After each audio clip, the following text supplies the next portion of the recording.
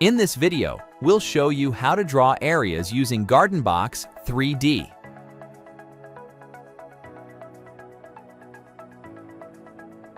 To add zones to your plan, hit Areas and choose the shape you need.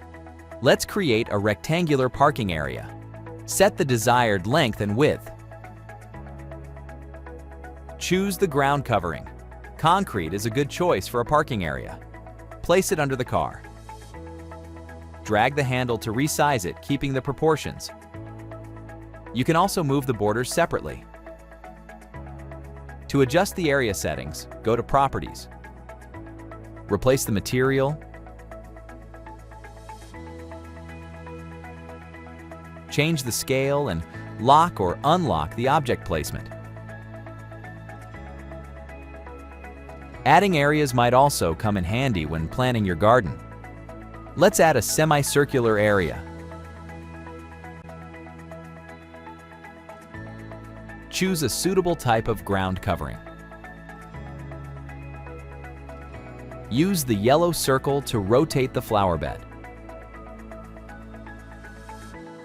You can adjust the diameter of round areas and the length and width of oval areas.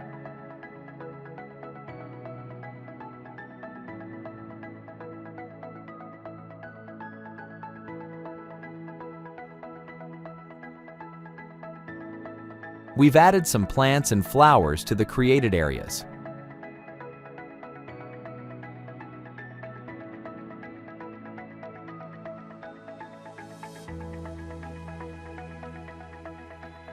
GardenBox 3D also lets you draw freeform areas with rounded or sharp corners.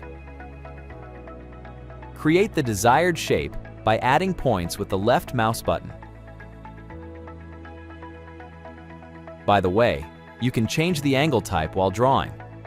When you're done, left-click the starting point. Double-click on the border to add or remove points.